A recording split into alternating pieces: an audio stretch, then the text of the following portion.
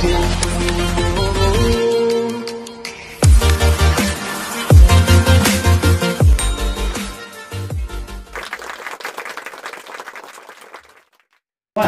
siang, dan bagi yang sudah makan siang mungkin sudah merasa segar di siang hari ini, dan saya harap semuanya yang penonton Beyond Education, viewer Beyond Education itu selalu sehat dimanapun Anda berada. Dan saya saya tidak bosan untuk mengingatkan bahwa silakan subscribe. Kalau misalnya mau di-share, silakan share yang bermanfaat, silakan terus share ke teman-teman semuanya. Dan yang penting kita akan selalu terus konsisten dalam memberikan materi-materi, sharing-sharing, atau misalnya pengalaman-pengalaman dalam bidang motivasi, coaching, dan parenting. Dan kita akan upload 2 hari sekali, gitu kan? 2 hari sekali itu udah pasti ada lah, itu Beyond Education. Silahkan dicek di YouTube-nya, dan langsung saja bersama Pak Doni. Halo teman-teman semuanya. Wah, seger nih Pak Doni nih. Alhamdulillah, seger banget. Sarapan kan? Hah? Sarapan siang. Ya tidak fokus loh. Hari ini kita akan ngobrolin apa nih Pak? Ya, kita akan membicarakan sebuah topik yang lagi yang lagi umum di masyarakat terjadi, bahwa banyak orang yang bersekolah maupun berkuliah, tetapi mereka tidak jelas tujuannya apa, mengapa mereka sampai harus mengambil jurusan di dalam sekolah itu atau di dalam kuliah itu. Salah jurusan berarti Pak? Iya, bener banget. Kok tahu? Iya, saya bisa meramal Bapak. Oh gitu ya. Jangan tadi udah saya kasih bocoran. Iya Pak, bener Pak. Memang kondisi seperti itu bukan hanya merasakan bagi orang yang menjalankannya saja Pak ya, tapi bagi beberapa orang yang penting gitu. Jadi ketika dia meng-hire seorang pekerja padahal dia lulusannya perbankan gitu kan, tapi ketika disuruh kerja di perbankan, ya notabene kan kalau lulusan kuliah orang perbankan gitu kan, bekerja di perbankan udah oke lah. Iya. Tapi kenapa ya, merasa bahwa itu tidak worth it gitu. Jadi apa yang salah dengan salah jurusan ini Pak, atau apa yang salah dengan kondisinya seperti ini Pak? Ya, ini mungkin saya akan cerita sedikit ya mengenai pengalaman saya pribadi di zaman dulu pas kuliah. Dari sejak saya di usia sekolah, dari TK, SD, SMP, SMA, saya tidak pernah ditanyakan mengenai apa yang menjadi cita-cita saya, apa yang mengenai tujuan hidup saya, apa yang menjadi bakat dan minat saya. Dan pada akhirnya ketika saya memutuskan untuk kuliah, saya tidak jelas saya mau kuliah di mana, saya mau ngambil jurusannya apa. Dan akhirnya dengan cara yang seperti itu ya, tidak ada yang namanya planning, tidak ada yang namanya bimbingan. Ya sudah bisa dipastikan, akhirnya saya salah ngambil jurusan di waktu kuliah. Karena waktu di zaman SMA saja yang seharusnya kita lebih memikirkan dunia kuliah, saya tidak pernah ada orang yang mau mengarahkan saya. Padahal itu masa-masa penting ya Pak ya? Masa-masa penting. Masa-masa kita itu memang nggak tahu apa-apa gitu. Benar. Kan? Nggak ada yang ngarahin gitu. Nggak ada yang ngarahin. Meskipun guru BP ya, BP singkatannya apa sih? Bimbingan pelajaran. Seharusnya kan mereka yang membimbing.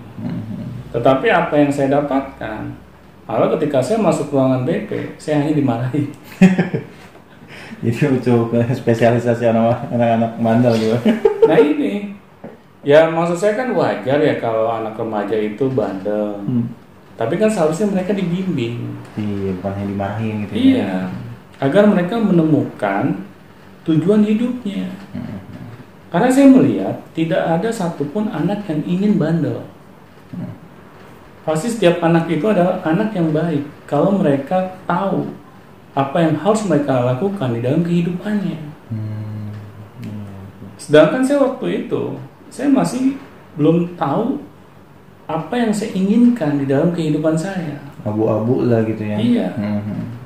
Dan akhirnya ketika saya harus menyelesaikan tingkat SMA saya dan saya masuk ke dunia perkuliahan, saya akhirnya mengambil keputusan yang suka-suka.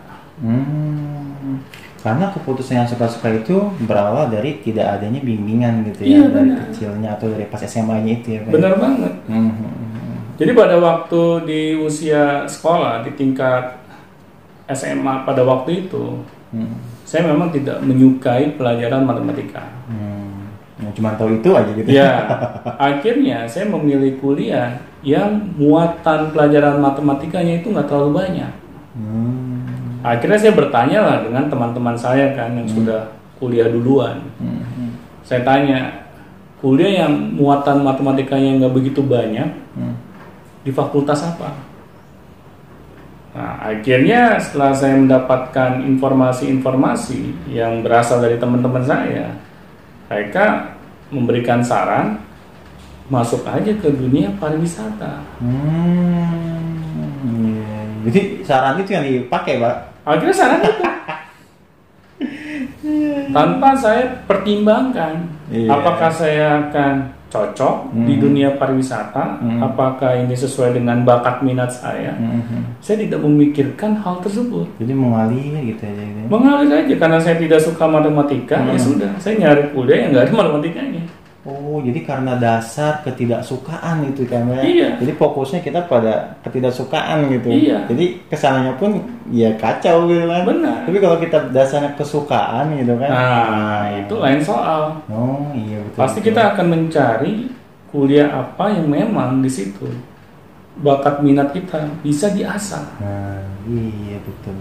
Nah, di sini kan akhirnya saya langsung kuliah di dunia pariwisata tanpa ada pertimbangan yang lain. Akhirnya setelah saya merasakan kuliah di dunia pariwisata, di situ baru ada hal yang sepertinya salah nih dengan apa yang saya lakukan. Itu udah berlangsung lagi kuliahnya? Sudah berlangsung kayaknya. Saya pikir kan kuliah di dunia pariwisata saya bisa menghindari matematika. Tetapi ternyata ada hal yang lain yang lebih nggak enak. Ternyata kuliah di dunia pariwisata itu lebih mementingkan fisik dibandingkan intelektualitas. Lebih ke bergerak lah gitu. Bergerak. Sedangkan pada saat itu ya kondisi kesehatan saya memang kurang memadai lah. Saya sering sakit-sakitan. Makanya waktu kuliah di dunia pariwisata saya tersiksa banget. Udah kuliahnya dari hari Senin sampai Sabtu. Terus pakai seragam pula. Nggak ganti-ganti dong. Nggak ganti-ganti. Bayangin dari TK sampai SMA saya udah pakai seragam, ditambah kuliah pakai seragam lagi. Saya pikir kapan saya lepas dari seragam? Ini ada apa sebenarnya Pak? Iya. Ada apa sih? Nah di sini kan akhirnya saya baru tahu gitu kalau saya sampai memilih kuliah asal-asalan, ya begini akibatnya. Nah berarti bisa kita lihat ya bahwa salah jurusan itu membuat masa depan kita itu jadi kacau. Iya. Apalagi kita kan berbicara tentang waktu ya Pak ya. Benar. Terus apalagi kalau misalnya di tengah-tengah kayak tadi tuh. Ya biaya juga gitu. Biaya juga. Tapi hasilnya nggak dapat apa-apa gitu. Nggak dapat apa-apa. Ya bagaimana saya mau berprestasi ya waktu kuliah. Kalau saya sendiri aja nggak enjoy. Saya nggak menikmati. Yang saya lebih menikmati kalau saya ada di kantin. Nah bayangkan dengan cara kuliah seperti itu ya bagaimana kita bisa berprestasi. Betul. Jadi sebaiknya seperti apa nih Pak biar nggak salah jurusan gitu. Nah kalau menurut saya orang tua nih sebagai orang yang harus paling bertanggung jawab dalam pendidikan anak-anaknya, garda terdepan lah gitu. garda terdepan, mereka yang harus memulai membimbing anak-anaknya agar jangan sampai mereka salah mengambil keputusan. Itu dimulai bukan waktu di tingkat SMA. Iya, jangan sampai itu mah ibaratnya mah udah telat ya. Itu udah telat. telat banget tuh, harusnya sebelum itu dan Ya, dari usia sedini mungkin. Iya betul. Mulai orang tua itu peduli mengenai potensi yang dimiliki oleh anak-anaknya. Dalam dunia pendidikan itu. Benar. Ya, pendidikannya gitu. Iya. Jangan sampai orang tua hanya bisa mengeluarkan materi saja untuk biaya sekolah anak-anaknya, tetapi orang tua tidak memikirkan apakah pendidikan yang diterima oleh anak-anaknya itu akan sesuai dengan potensi yang anak-anaknya miliki. Itu berpengaruh juga berarti. Sangat berpengaruh. Karena bayangkan saja ya, di Indonesia ini kan muatan pendidikan di sekolah itu kecenderungannya kan hanya di akademis. Di akademis dan banyak. Dan banyak. Kalau saya rasakan sih ya, dulu saya udah belajar masih kecil loh. Iya. Iya. Bayangin aja, kalau misalnya situasinya seperti itu, bagaimana anak-anak kita akan diakomodir potensinya. Sedangkan kan potensi anak ini bukan hanya di dunia akademis. Betul. Masih banyak hal yang lain yang mereka miliki. Dan antara satu anak dengan anak yang lain itu berbeda-beda potensinya. Dan cara mengakomodirnya pun kadang satu pengajar lawan berpetualangan, semakin gak efisien gitu. Benar, dengan satu guru dengan banyak murid. Akhirnya guru juga kelimpungan karena setiap anak itu yang dia lihat tingkat kecerdasannya berbeda-beda. Ya memang berbeda-beda. Benar ya, nggak salah ya. Nggak salah. Berarti nggak ada anak yang bodoh sebenarnya. Nggak ada. Tapi kan kecenderungannya seorang guru itu menilai muridnya.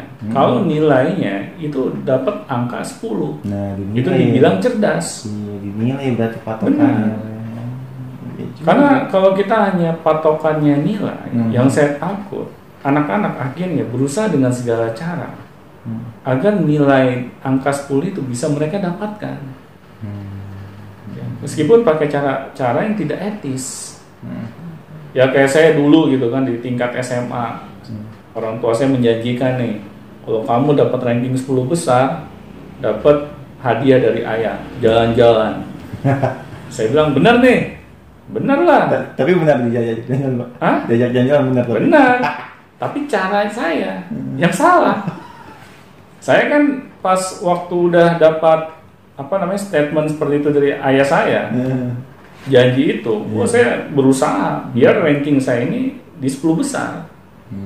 Nah, waktu ulangan umum ya di semester terakhir, ya saya melihat lah siapa nih yang ranking antara 1 dan 2 nih teman saya. Duduknya ada di sebelah mana nih? Di tempat duduk menentukan prestasi ya? Iya. Posisi menentukan prestasi. Benar.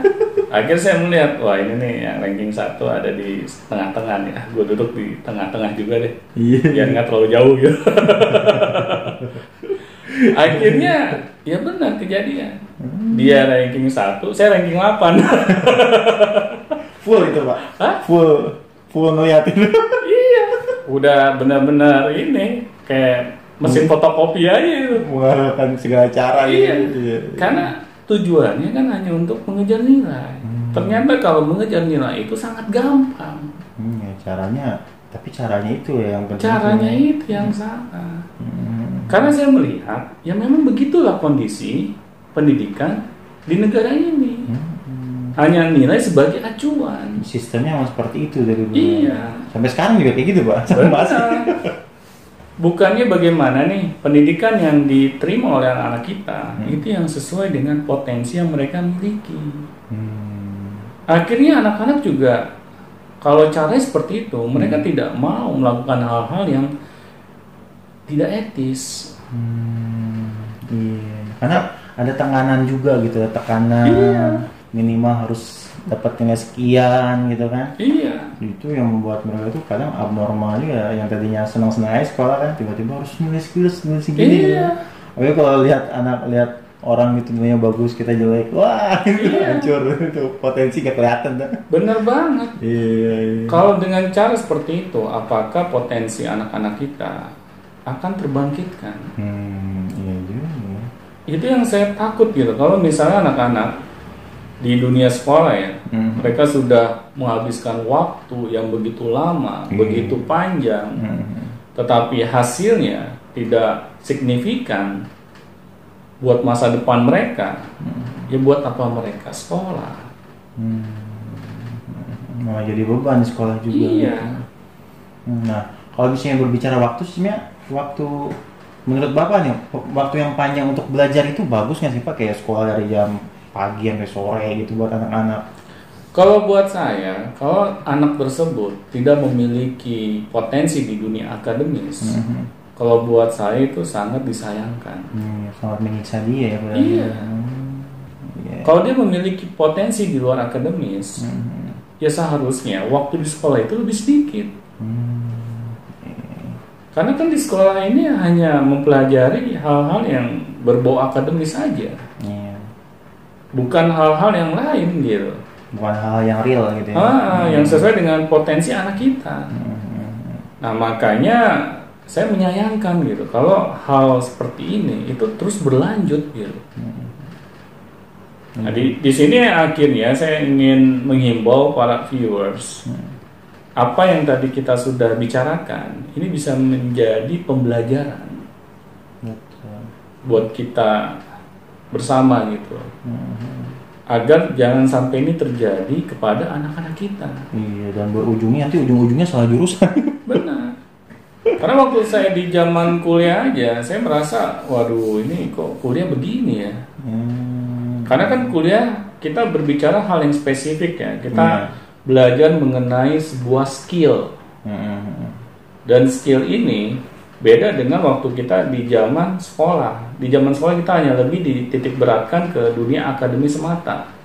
Tapi di dunia kuliah kita belajar keahlian. Dan kalau keahliannya ini kita merasa tidak cocok dengan bakat dan minat kita, ya bagaimana nasib anak kita coba? Dia akan merasa stres dalam menjalaninya gitu. Iya, dan dipaksakan terus. Ya sebenarnya sih ambisi orang tua juga terkadang seperti itu Pak. Ya bisa.